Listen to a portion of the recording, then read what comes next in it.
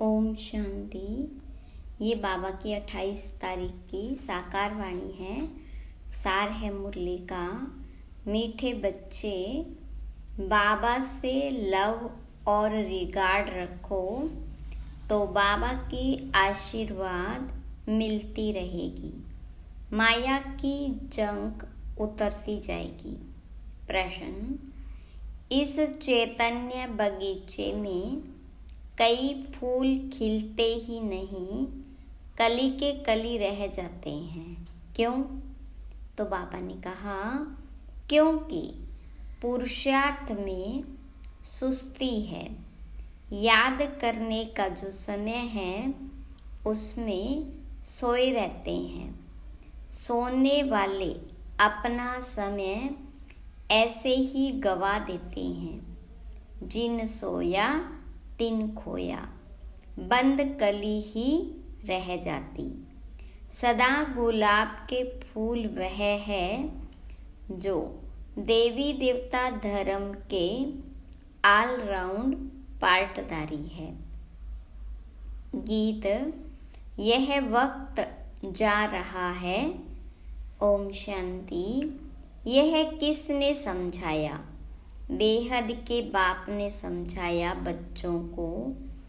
बेहद की जो घड़ी है उसमें अभी बाकी थोड़ा टाइम अथवा कुछ मिनट रहे हैं। घंटे गए, बाकी कुछ मिनट रहे हैं।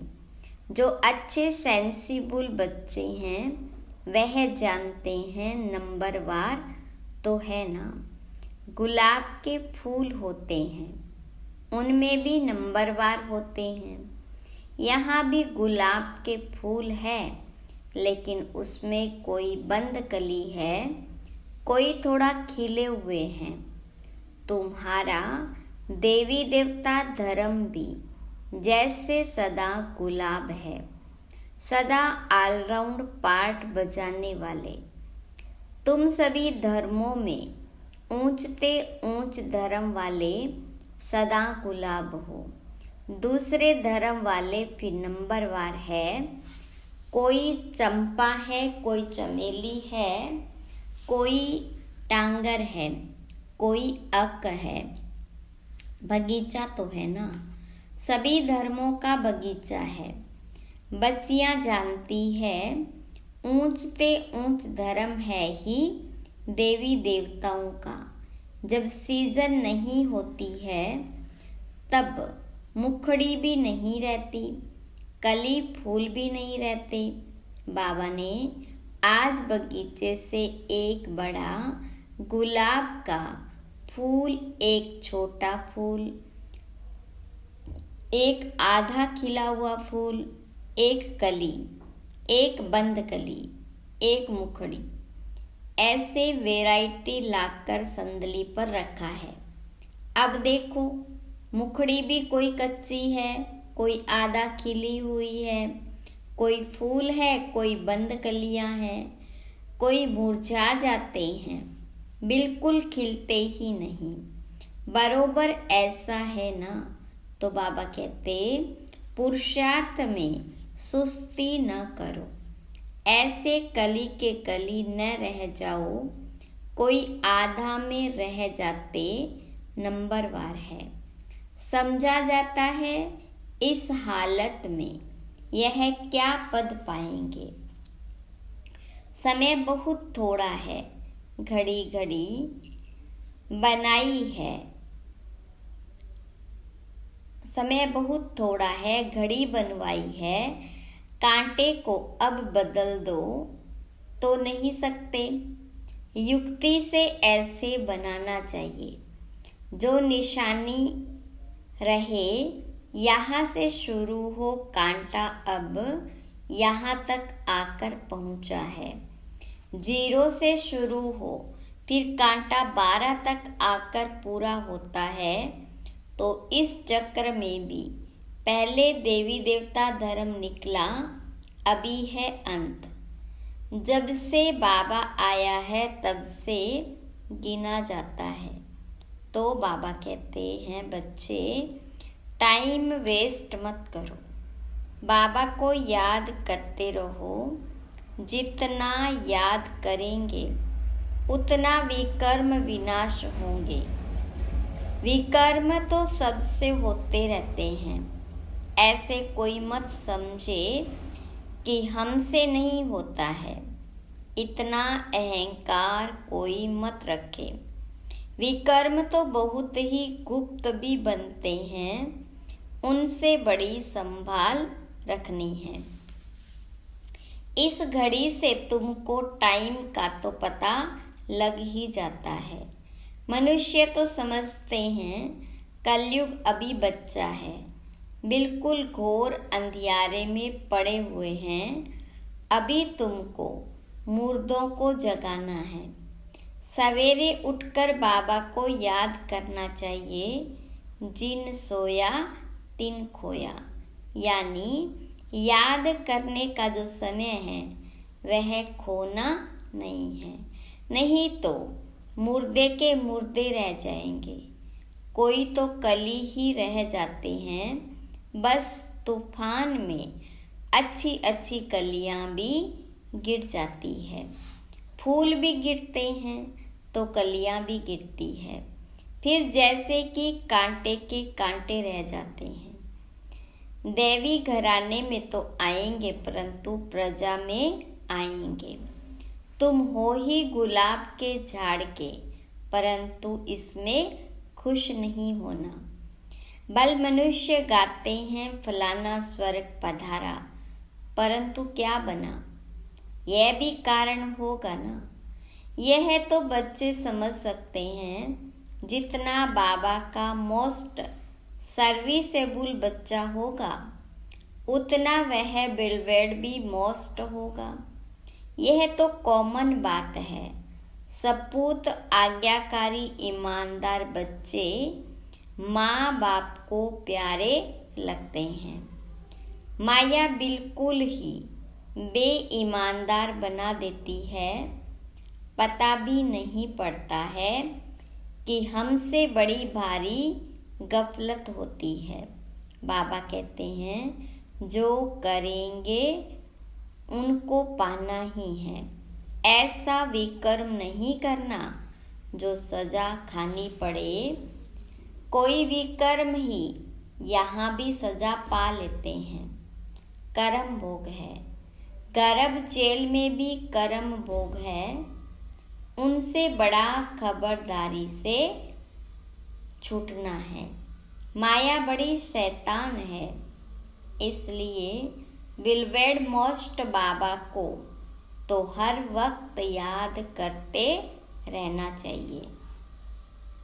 जैसे लौकिक बाप अपने बच्चों को जानते हैं, वैसे पारलौकिक बाप भी हर एक बच्चे को जानते हैं। बाबा खुद बैठ बतलाते हैं, मैं एक ही स्तन में आता हूँ। कितने ढेर बच्चे हैं, अजुन तो ढेर आएंगे। झाड़ बढ़ता है। भगवान के आगे भक्तों की भीड़ होती। शिव के मंदिर में इतनी भीड़ नहीं होती। यहाँ तो तुम समझते हो कितनी भीड़ होगी। सूर्यवंशी चंद्रवंशी राजधानी स्थापन होनी है। इन बातों में बुद्धि बड़ी विशाल चाहिए। बरोबर भक्त जो इतनी बड़ी भक्ति करते हैं, उनके सन्मुख भगवान आएंगे तो कितनी भीड़ होगी। तुम जानते हो बाबा हमको राजयोग सिखला रहे हैं, परंतु घर में रहते हुए फिर भी भूल जाते हैं। यह ऐसी विचित्र बात है जो साथ रहते भी फिर भूल जाते हैं। इतना लव रिगार्ड नहीं रहता।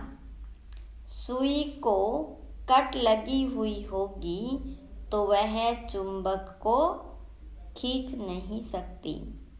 योग और ज्ञान भी तो तब कट निकल सके और परमात्मा की आशीर्वाद भी चाहिए ना। माया की जंक लगी हुई है। कोई चीज को जंक लगी हुई है तो घास लेट में डालते हैं। तुम्हारी भी योग से जंक निकलती है, आत्मा प्योर हो जाती है। तो बाबा समझाते हैं, बच्चे फूल बनकर दिखाओ।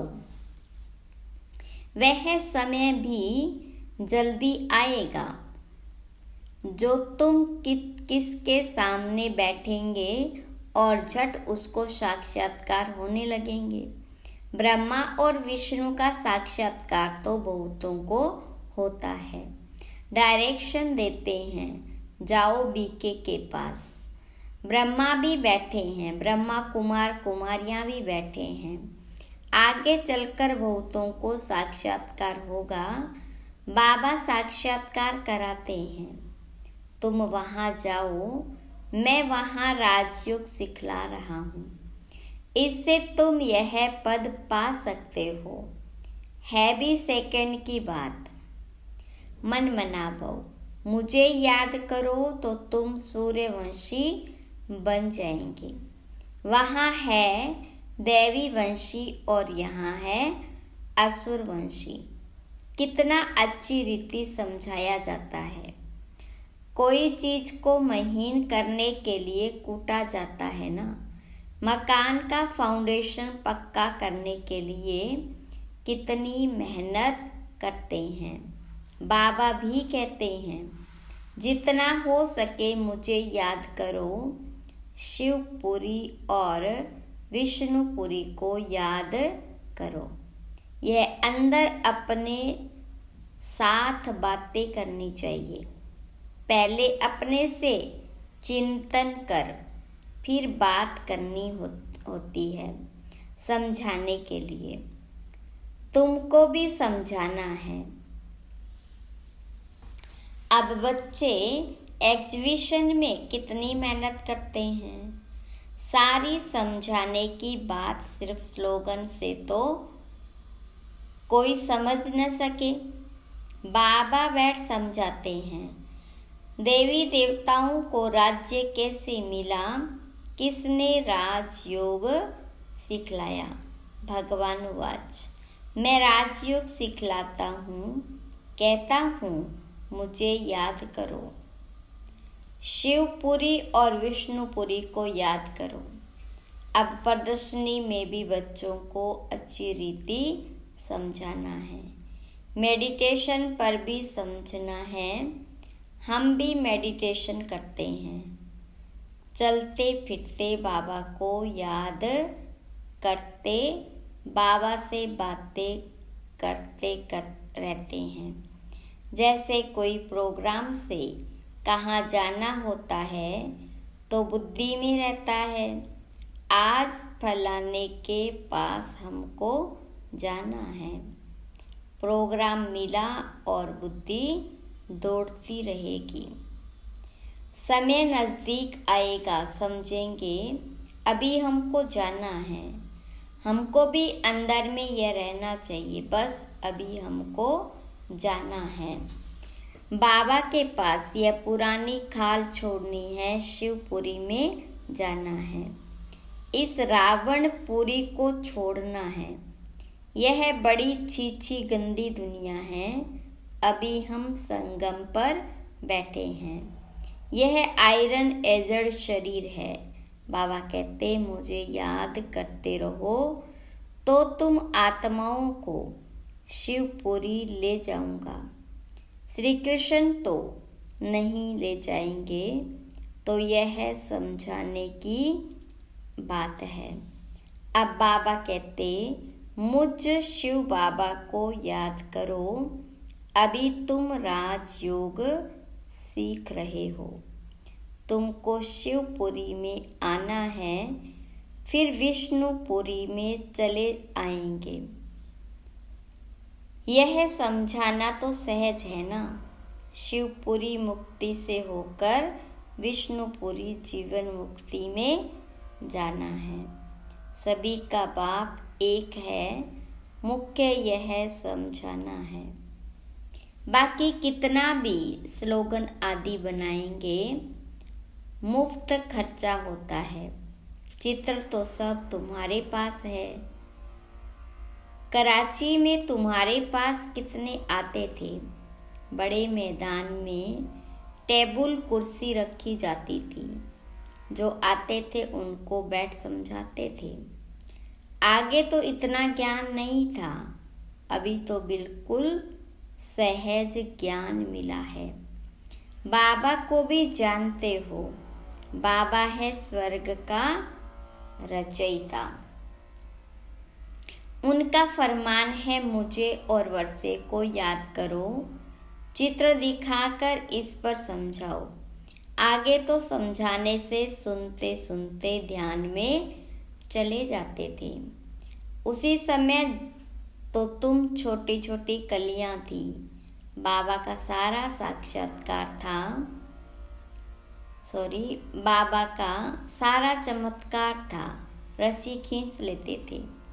अभी तो समझाने की बहुत ज़रूरत है। आजकल तो आदमी भी बड़े खराब है। फार्म भराने बगैर ऑक्यूपेशन का पता भी नहीं पड़ता। जैसे वह बैरिस्टर आदि पढ़ाने वाले टीचर होते हैं, यह बेहद का बाबा कितना बड़ा टीचर है। वह टीचर तो करके बैरिस्टर बनाएगा। बीच में शरीर छूट गया तो बैरिस्ट्री भी खत्म। ऐसे थोड़े ही दूसरे जन्म में वह चलेगी। यहाँ तुम जो कुछ करते हो वह साथ ले जाते हो। आत्मा में संस्कार रहते हैं। हाँ, छोटे बच्चों को आर्गन्स छोटे हैं, इसलिए बोल नहीं सकते हैं। कर्मेंद्रियों से कुछ न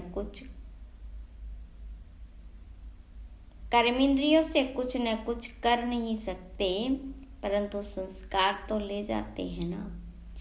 यह है अविनाशी ज्ञान। बड़ा होकर फिर आए ज्ञान ले, वह आत्मा फिर से आएगी जरूर। कहाँ न कहाँ किसका कल्याण करेगी। अपने माता पिता को भी इस तरह खींचेगी।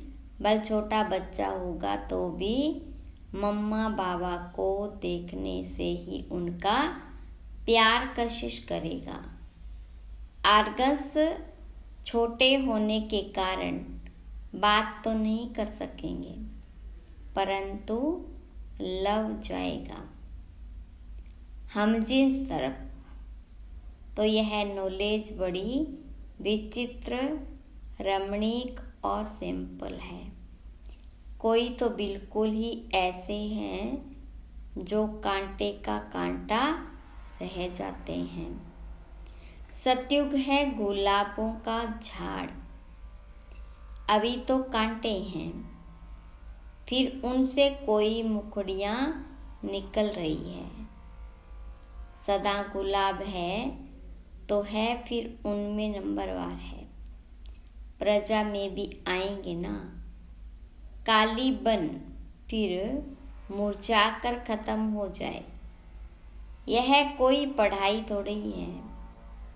तो मुखड़ी बंद की बंद रहेगी तो प्रजा में चले जाएंगे।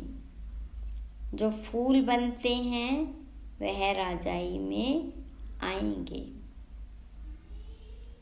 बाबा बगीचे में जाते हैं तो बच्चों को समझाने के लिए फूल भी ले आते हैं।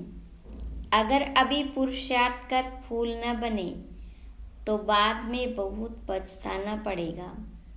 एक तो विकर्मों का बोझा सिर पर है ही, फिर और ही सजा खाकर प्रजा पद पाना, वह किस काम का हुआ।